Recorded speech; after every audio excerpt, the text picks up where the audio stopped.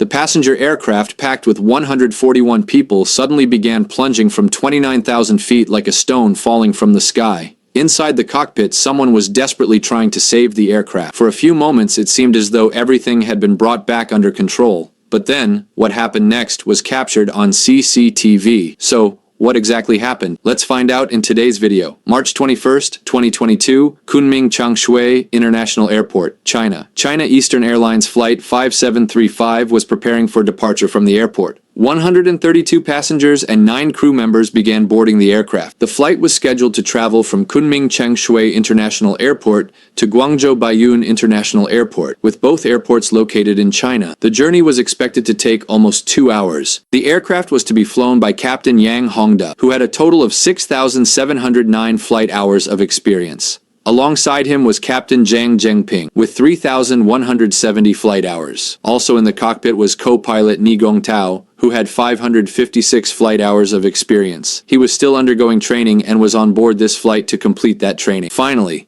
at 1:15 p.m., China Eastern Airlines Flight 5735 took off. It was expected to arrive in Guangzhou at around 3 p.m. Everything on board was proceeding normally. Gradually, the aircraft climbed to an altitude of 25,000 feet. It was a Boeing 737-800. For the previous 3 years, the name Boeing 737 had gained a notorious reputation. The reason was that Boeing had installed a system in the 737 MAX 7, 8, 9, and 10 models that could force the aircraft's nose down without the pilot's permission, ultimately causing a crash. This system was called MCAS. It was responsible for 2 devastating crashes back-to-back. On October 29, 2018, Lion Air Flight 610 crashed, killing 189 people. Even then, Boeing continued to deny responsibility. Then, on 10 March 2019, Ethiopian Airlines suffered another tragic crash, claiming the lives of 157 people. Only after this disaster did Boeing finally admit that the fault lay with them. Sadly, because of that mistake, hundreds of people lost their lives. As a result,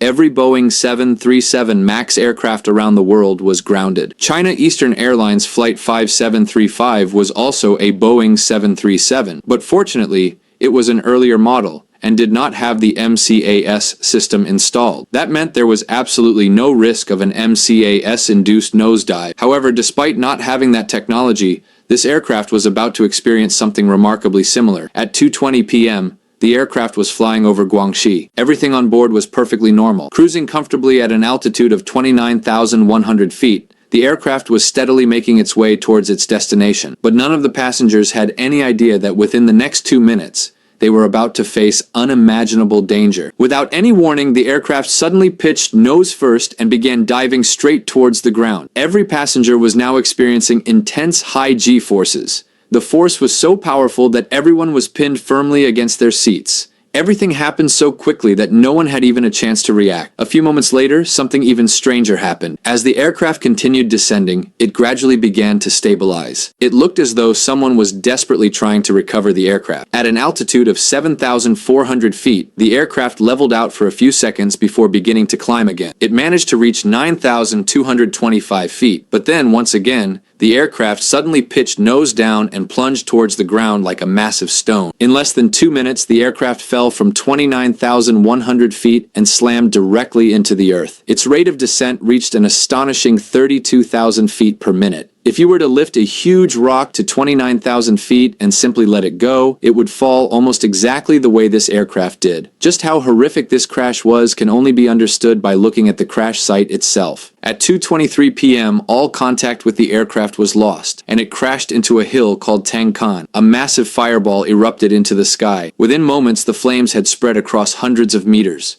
All 132 people on board lost their lives. The accident occurred in a forest, causing the fire to spread rapidly. As a result, it was extremely difficult for fire engines to reach the crash site. It took them almost 1.5 hours to get there, and by 5:30 p.m. the fire had finally been brought under control. Because the crash occurred in dense woodland, The blaze had become so intense that 450 firefighters were battling the flames from every direction. Now it was time to recover the wreckage from the enormous crater. Most of the aircraft, including the engines, wings, tail section, and cockpit, was pulled out from inside the crater. But one discovery stood out from everything else. One of the aircraft's wings was found 12 kilometers away from the crash site. How had it ended up so far away? Had the wing broken off while the aircraft was still in the air? What really happened during those mysterious 2 minutes? The answers to all of these questions were hidden inside the aircraft's two black boxes: the flight data recorder, which records thousands of the aircraft's operating parameters, and the cockpit voice recorder captures every sound inside the cockpit. By matching the timestamps of both black boxes,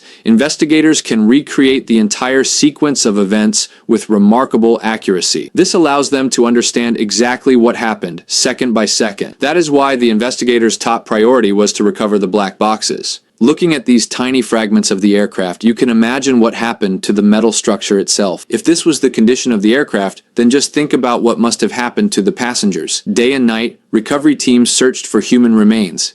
Every body part that was recovered underwent DNA testing so the victims could be identified. This heartbreaking process continued for almost an entire month. April 2022. By now, the aircraft's black boxes had finally been recovered. However, both were severely damaged. Without repairing them first, extracting any data was almost impossible. The NTSB team suggested sending both black boxes to the United States, where the data could be recovered more easily. But the Chinese investigators refused. Their response was simple: whatever needs to be done will be done here in China. Eventually, technicians painstakingly soldered the damaged circuits inside both black boxes back together. After months of painstaking work, they finally managed to download the data. As a result, the Boeing and NTSB teams were left standing on the sidelines. Only when the Chinese investigators encountered a technical problem would they call in the NTSB for assistance. The NTSB helped recover the data from the flight data recorder and handed everything over to the Chinese investigators. They kept one copy of the FDR data for their own records. However, they never received the data from the cockpit voice recorder. The NTSB team returned home. Days turned into months. Months turned into years. Yet China never released an official final report. ICAO asked China a simple question. The investigation has already been completed.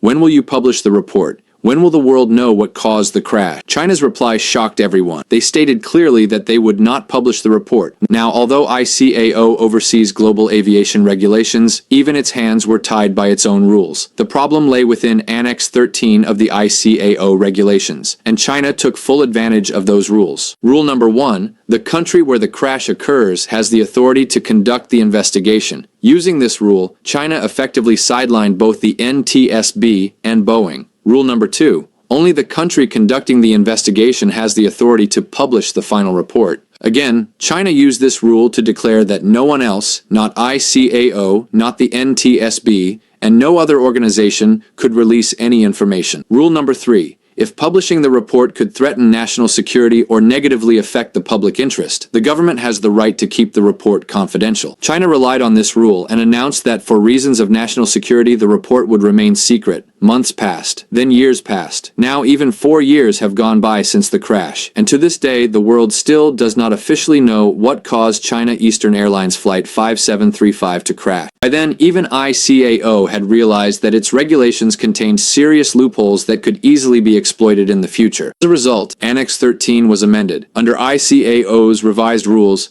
investigation reports must now be published within a specified time frame. Furthermore, if a foreign aircraft manufacturer, such as Boeing, in the case of the 737, plays a significant role in an accident, organizations like the NTSB have the right to actively participate in the investigation. They are no longer limited to simply offering advice whenever investigators ask for help. That system has now changed. The NTSB can participate directly in investigations conducted in other countries, question investigators, and has the right to access all relevant information. And from now on, governments can no longer hide an investigation report simply by citing national security as an excuse. However, if there is a delay in publishing the report, the government of that country will now be required to provide a proper justification. These new rules, however, will only come into effect after 2028. The reason for the delay is simple. Every country has its own aviation regulations, and it will take time for all of them to implement these new standards. Sadly, If these rules had existed earlier, China would never have been able to act entirely on its own. At the very least, the families of those who lost their lives would have finally known how their loved ones died. Then, in May 2026, this story took an unexpected turn. A Chinese citizen submitted a request to the NTSB under the Freedom of Information Act, FOIA, asking, "Please provide any information you have regarding China Eastern Airlines Flight 5735. The Freedom of Information Act, or FOIA, is a United States law that gives the public the legal right to request government documents. That Chinese citizen couldn't ask the Chinese government for the data, and even if they had, they almost certainly wouldn't have received it. So instead, they used US law and sent a request asking the NTSB to release every piece of information it possessed regarding China Eastern Airlines Flight 5735. According to ICAO Annex 13, only the country where the crash occurred is allowed to publish the official investigation report. However, raw data can still be released. As a result, the NTSB published the complete raw flight data recorder, FDR data. The released report was nearly 3,000 pages long. But what exactly is raw data? And what kind of information could possibly fill thousands of pages? Every aircraft carries two black boxes: the cockpit voice recorder, CVR,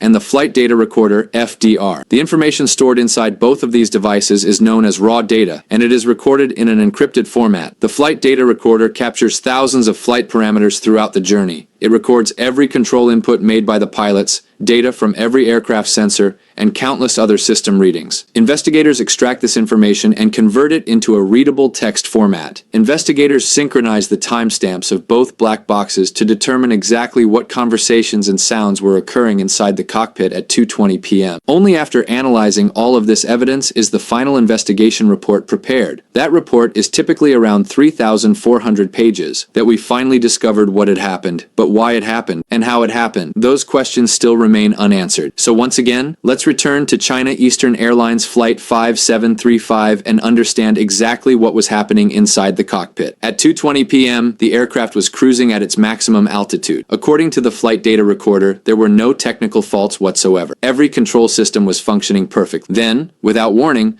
both engine fuel switches were moved from the ON position to cutoff in quick succession. Once both fuel switches were turned off, fuel stopped flowing to the engines. Within just a few seconds, both engines stopped producing power. At that moment, the aircraft was flying on autopilot in altitude hold mode. This means the autopilot was continuously trying to maintain the aircraft at 29,100 feet. But with both engines no longer producing thrust, the aircraft naturally began to lose altitude. Meanwhile, the autopilot kept trying to hold 29,100 feet. As a result, the aircraft began oscillating violently in the air. Then, someone forcefully pushed the control yoke fully forward. According to the flight data recorder, physical force was applied to the control yoke. That action immediately disengaged the autopilot. As the yoke was pushed forward, the aircraft's nose suddenly dropped. The yoke continued to be held forward until the aircraft entered a near vertical dive, falling like a stone towards the ground. Based on this sequence of events, it appears that someone on board was deliberately trying to crash the aircraft. But there also appears to have been another person who was desperately trying to save it. Because during the descent at around 7,000 feet, the aircraft briefly stabilized for a few seconds. It even began climbing again, but only moments later, the aircraft's nose pitched downward once more. This time, there was no one left to save it. The aircraft continued its final dive. The aircraft's speed eventually reached almost the speed of sound. As a result, the enormous aerodynamic forces placed tremendous stress on the wings. The pressure became so extreme that one of the wings broke off while the aircraft was still in the air. Moments later, the aircraft slammed into the ground and buried itself nearly 100 feet beneath the surface, while the detached wing landed 12 kilometers away from the crash site. So, who was the person responsible? The answer is hidden inside the cockpit voice recorder, a recording that, according to this account, has never been made public by the Chinese government. Because of that, all we can do is speculate. We know what happened, but who did it is something we may never know.